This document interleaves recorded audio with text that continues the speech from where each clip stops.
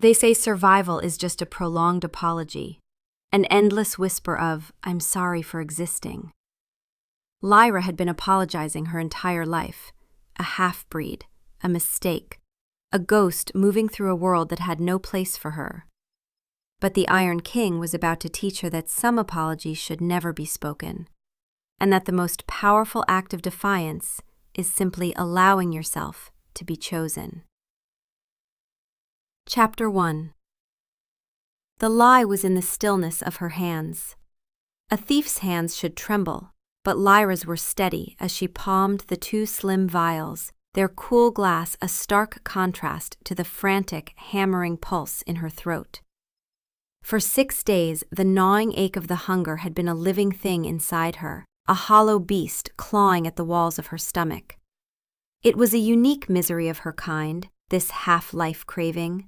Not the ravenous, predatory thirst of a full vampire, but a chronic, wasting emptiness that frayed the edges of her humanity, leaving her weak and perpetually cold. She was a creature of twilight, belonging neither to the sunlit world of her mother nor the eternal night of her father, and her body was a constant, painful reminder of that schism. The clinic wasn't meant for creatures like her. It served humans recovering from blood donation and elderly vampires who needed concentrated supplements when hunting became too taxing for their ancient bodies. But Lyra had learned, through years of desperate experimentation, that those vampire supplements worked for her too, not perfectly, but enough to quiet the beast within. The sterile, antiseptic scent clung to the air, a clean smell that couldn't quite mask the underlying metallic tang of its purpose. Lyra, a ghost in worn clothes, had slipped in through a service entrance, her movements practiced and silent, honed by years of making herself as small and unnoticeable as possible. It was a skill born of shame. "I'm sorry," her posture always seemed to whisper. "I'm sorry for taking up space. I'm sorry for existing." The vial slid into the deep pocket of her coat, a weight of both salvation and damnation. This would last her a month if she was careful. A month of quiet, of being able to pass for human, of keeping the beast within her sedated. She turned to leave, her heart a frantic bird against her ribs, and walked directly into a wall of solid black silk. She stumbled back, a choked apology already forming on her lips, her eyes lifting to a face carved from pale marble. The guard's eyes were the color of old blood, ancient and utterly devoid of pity. His hand clamped down on her arm, his grip a band of iron, and the fragile hope she'd harbored shattered into a million icy shards. There was no escape. The vials in her pocket suddenly felt like stones, dragging her down into the abyss she had spent a decade trying to outrun. He didn't speak. He didn't need to. His grip was a verdict, the cold finality of it seeping into her bones. A second guard materialized from the shadows, his twin in silent judgment. They flanked her, their presence immense, suffocating. The world narrowed to the pressure on her arm, the scent of dust and ozone from their ancient bodies, and the terrifying certainty of what came next. In the territories of King Kieran, justice was swift and absolute. For a half-breed thief, it would mean death. And as they marched her from the clinic into the rain-slicked, gaslit streets, a strange, weary resignation settled over her. Perhaps it was for the best. Survival was just a prolonged apology, and Lyra was so very tired of being sorry. Chapter 2. The throne room was a cavern of shadow and stone, vast enough to swallow the sound of her ragged breathing. Polished obsidian floors reflected the flickering torchlight in distorted, wavering ribbons, making it feel as though she were walking on a river of liquid night. Towering columns, veined with what looked like solidified blood, reached toward a vaulted ceiling lost in darkness. At the far end of the immense hall, upon a throne that seemed forged from petrified bone and silver, sat the king. Lyra had heard stories of Kieran, whispered in fearful tones in the hidden places where creatures like her huddled for warmth. They called him the Iron King, ancient and merciless, a ruler whose control over his domain was as complete as the moon's pull on the tides. He had ruled for over 1,000 years, and his power was said to eclipse that of any other vampire lord in the territories. From this distance, he was a silhouette of power, a dark shape against the faint luminescence of a stained glass window behind him depicting a wolf devouring a star. As the guards propelled her forward, the silence of the court pressed in on her.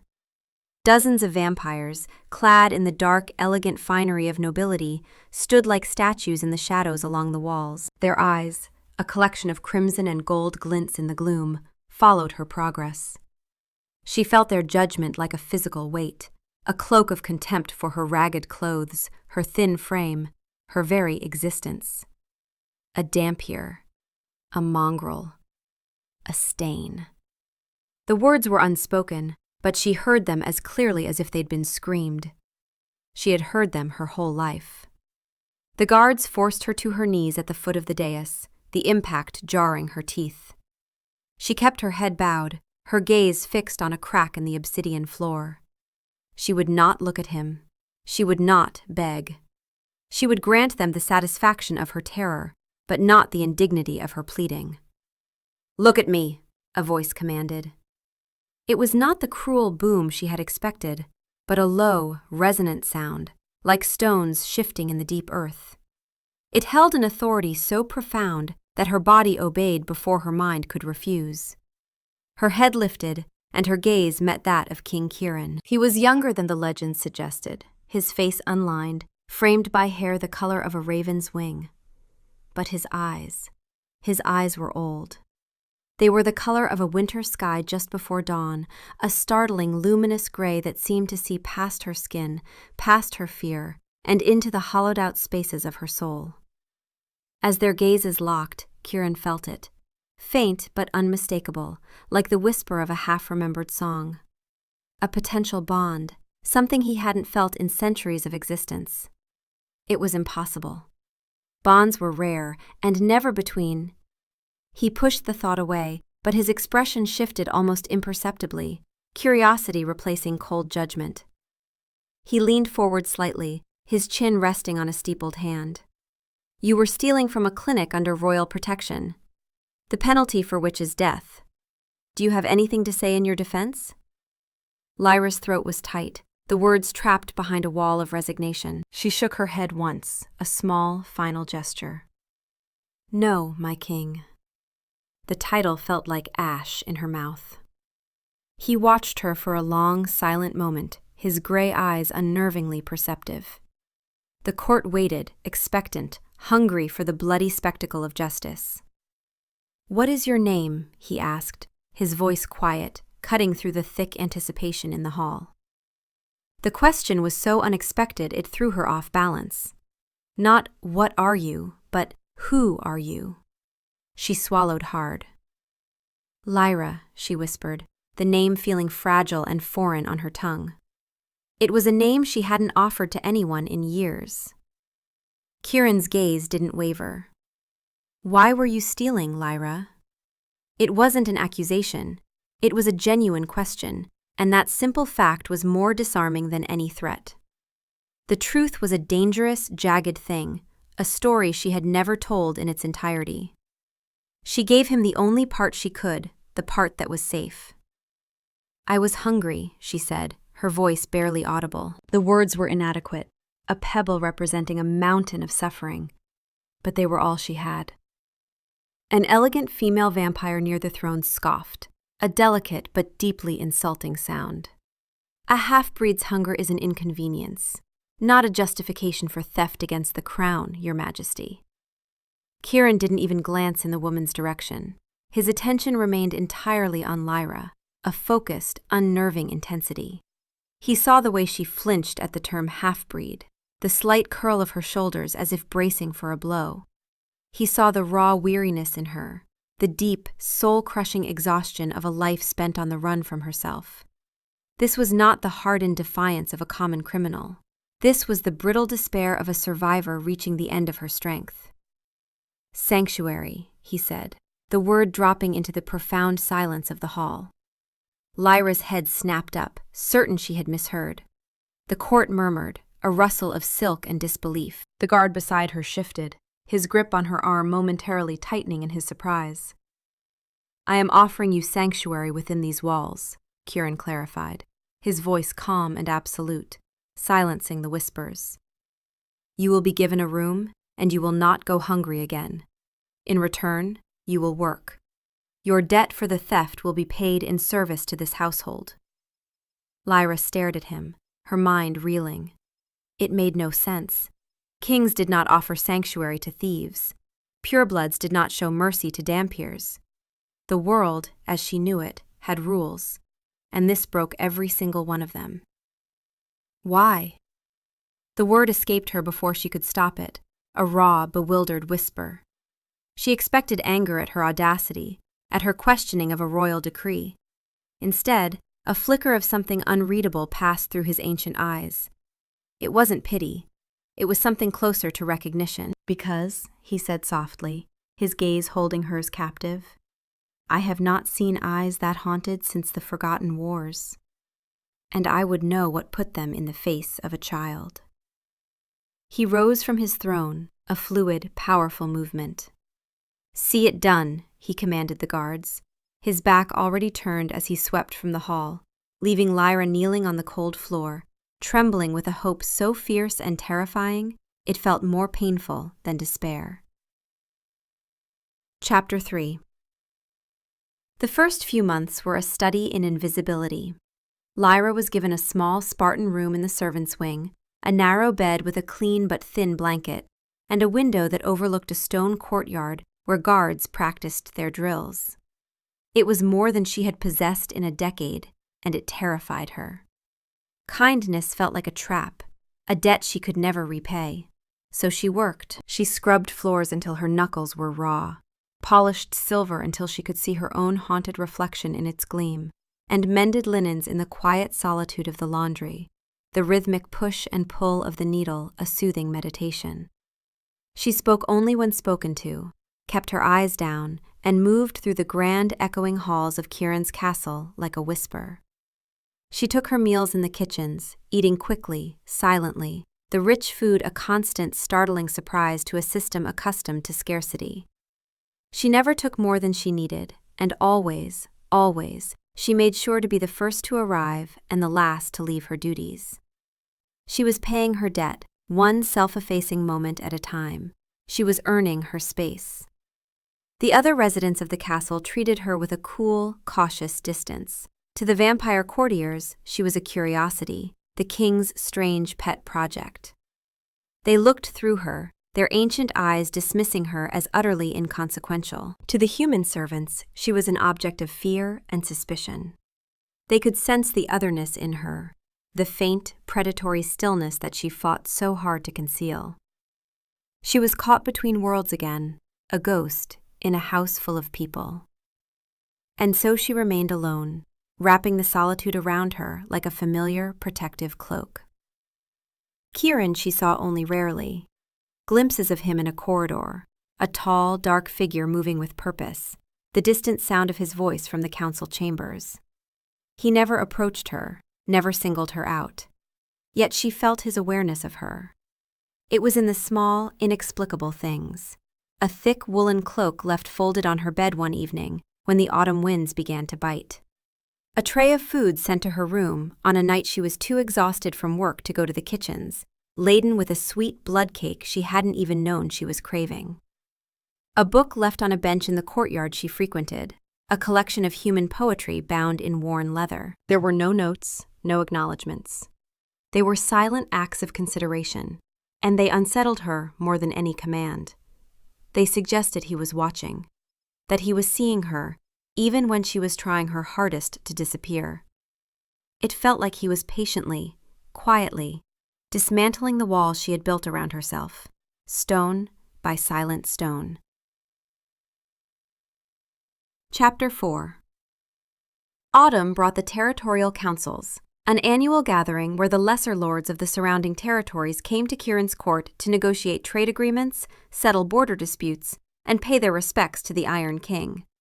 It was a necessary political ritual, one Kieran endured with barely concealed impatience. The castle swelled with visiting nobles and their retinues, and the usual quiet hum of activity was replaced by a more formal, rigid energy.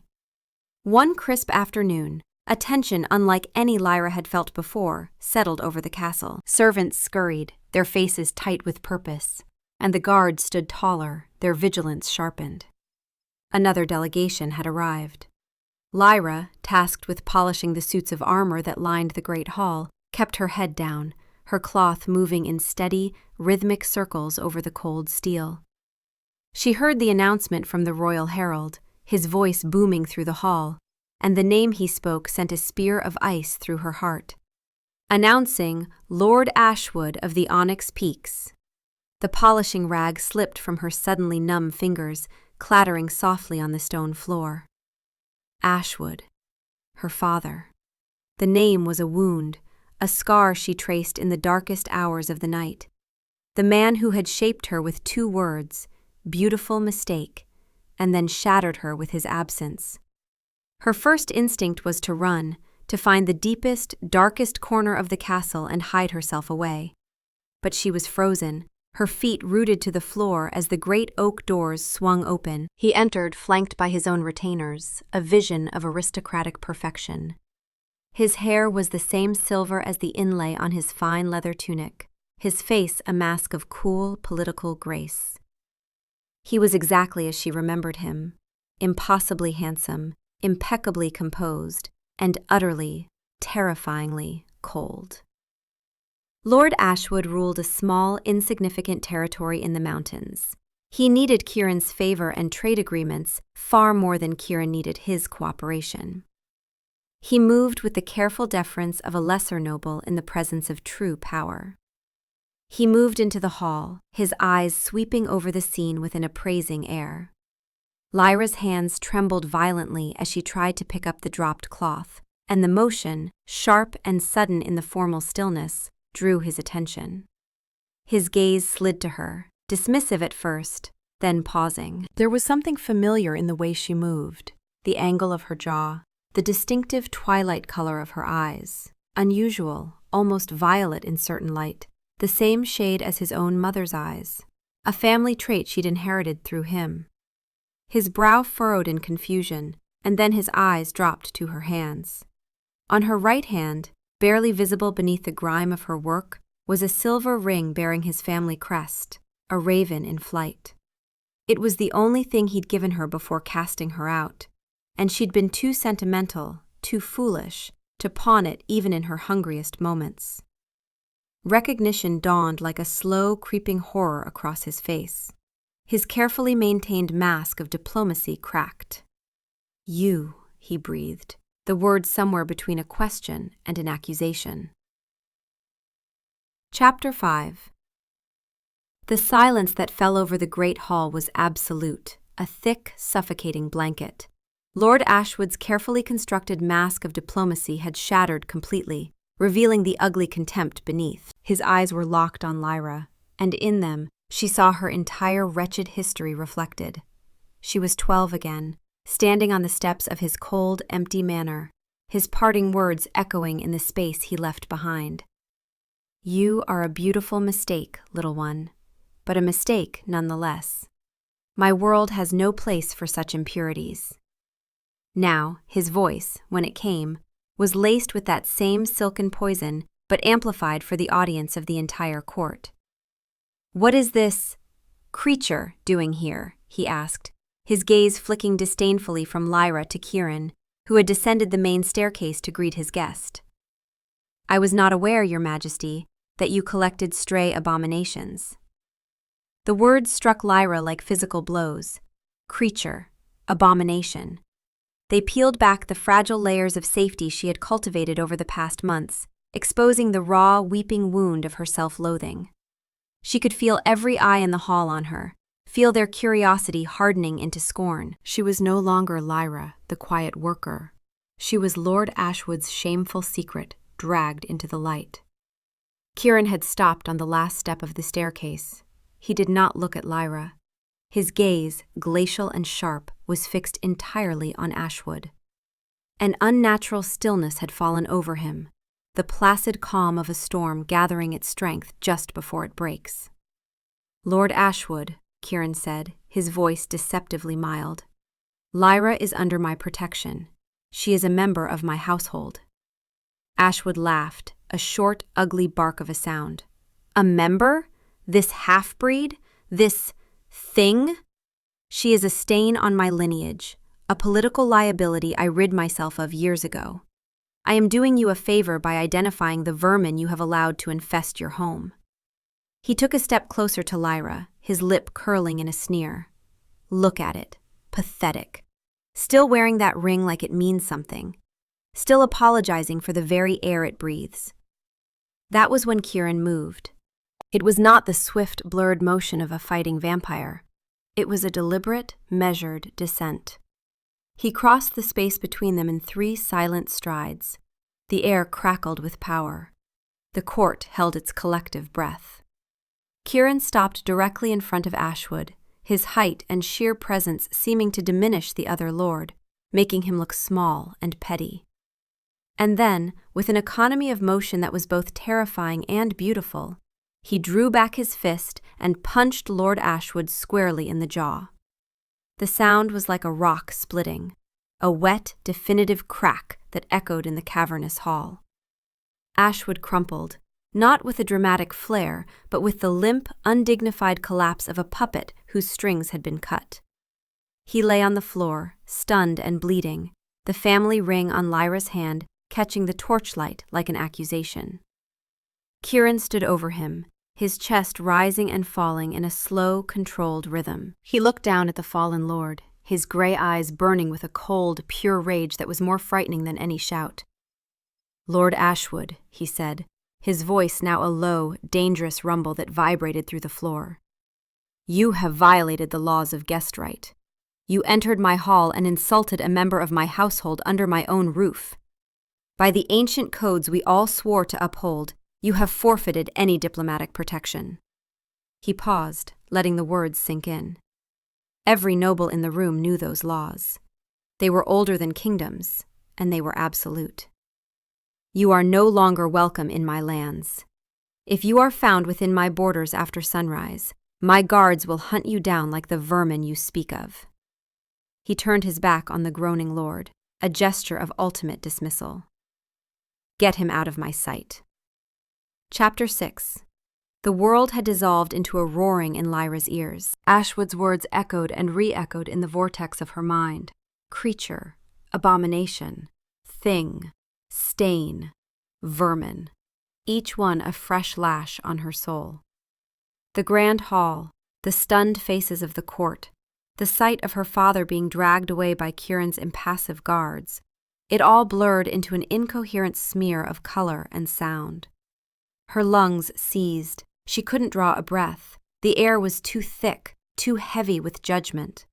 Her knees gave out and she folded to the floor, her hands pressed against her chest as if to hold herself together. Black spots danced in her vision.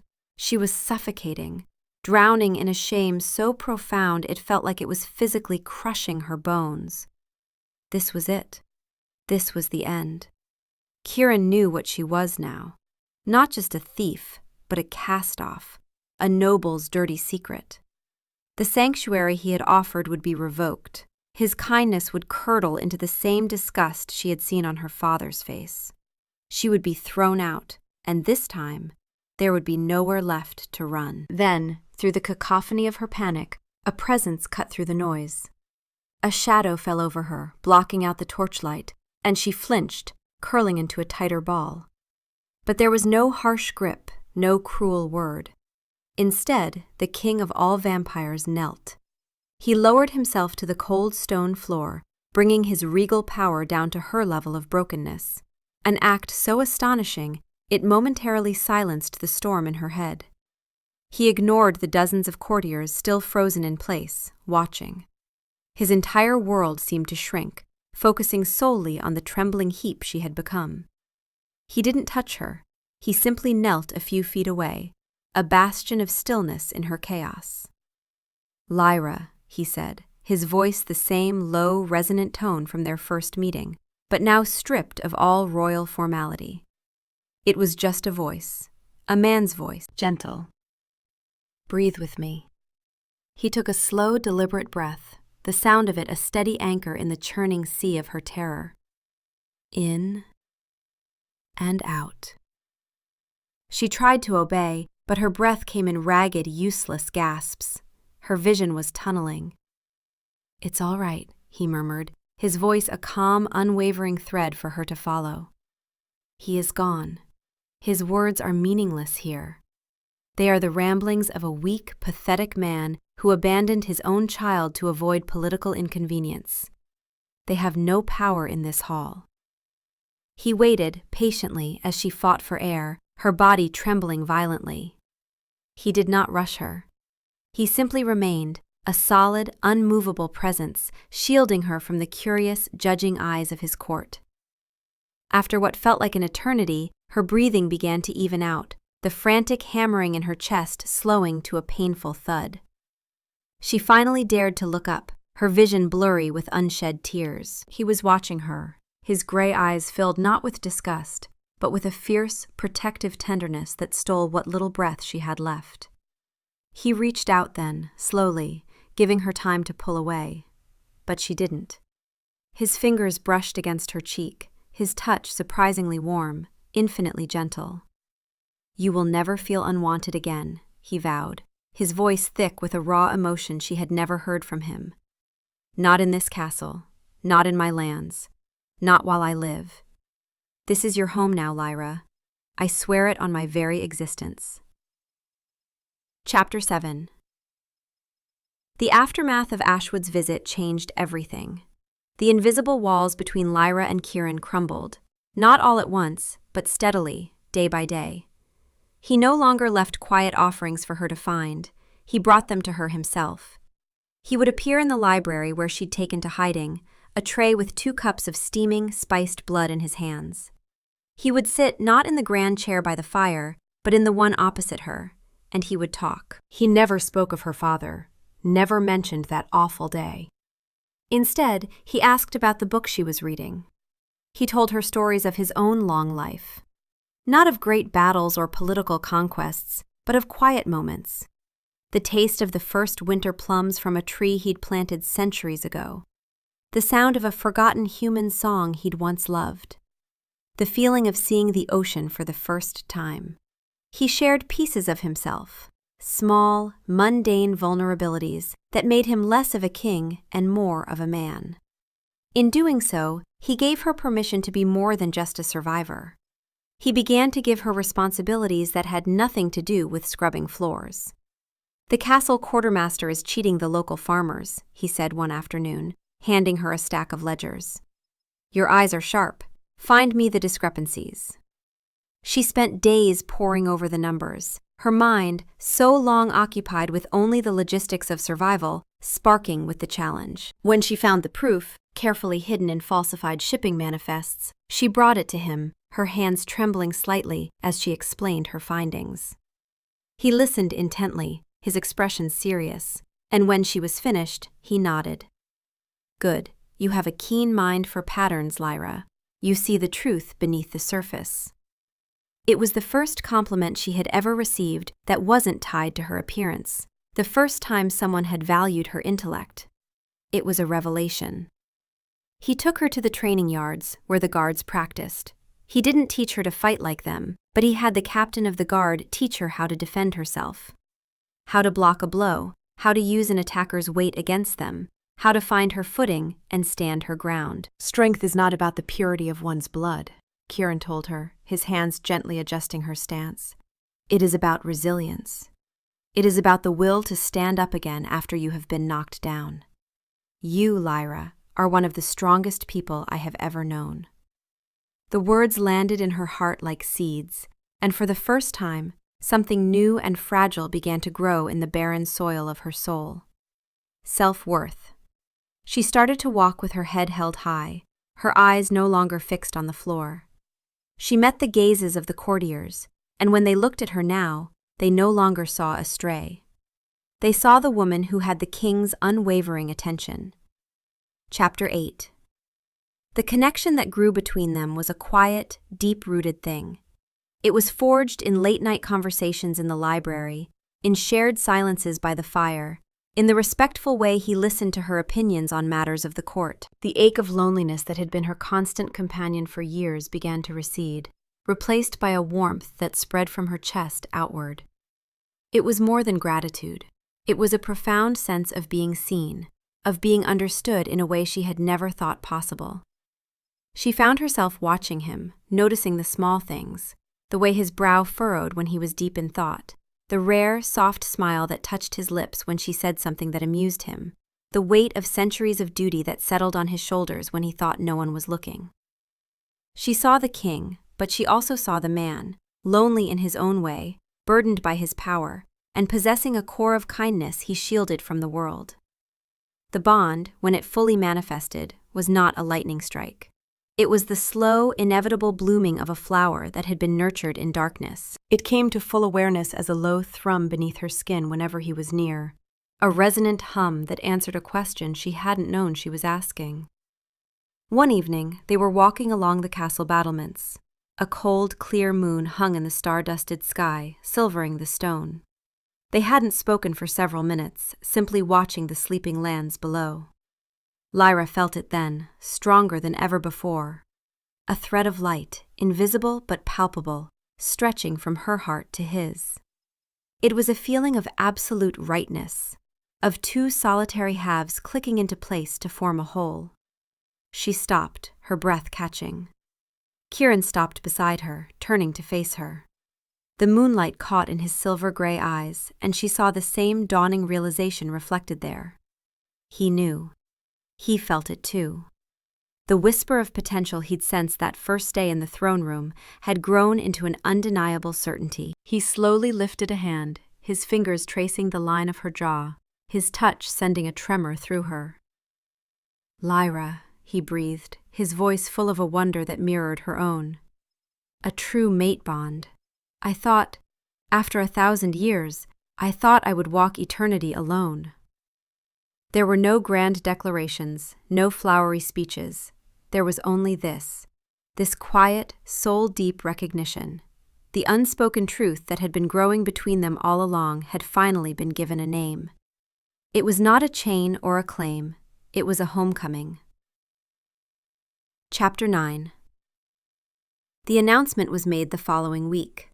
Kieran convened his entire court in the throne room, the same cavernous hall where Lyra had once knelt as a condemned thief. This time, she stood beside him on the dais, not behind him, but at his side.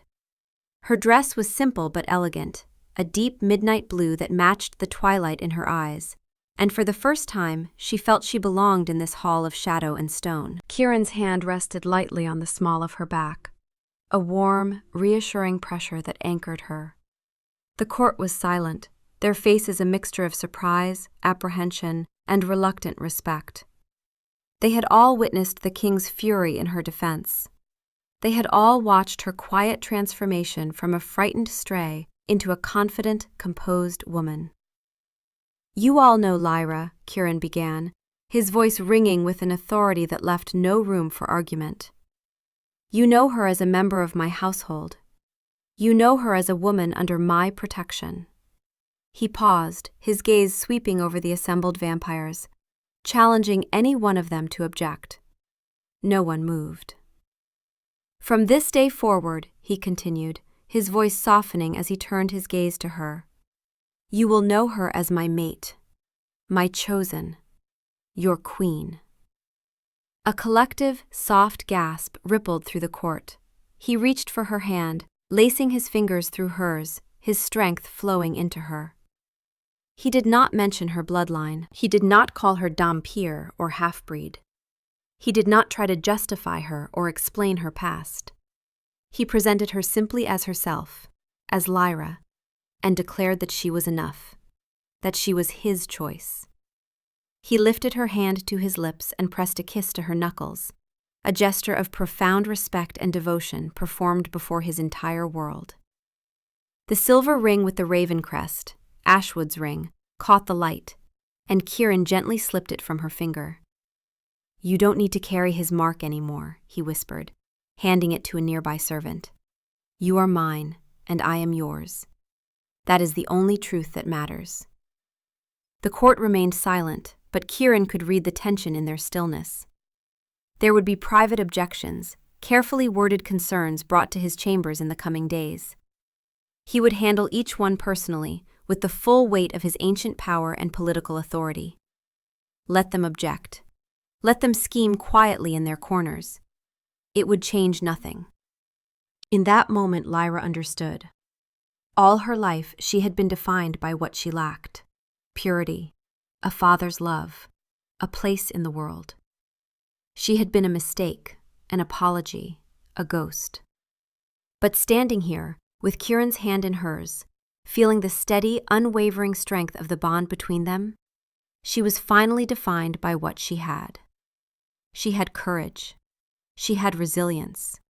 She had a mind that saw patterns and a heart that had survived the unthinkable. She had a home. And she had love, a quiet, patient, powerful love that had seen the haunted survivor and had not turned away. A love that had called her Queen. As she looked out at the faces of the court, her own face serene and certain, Lyra felt the last of the shame she had carried for so long fall away, dissolving into the quiet, profound joy of being chosen, of being cherished, of finally being home.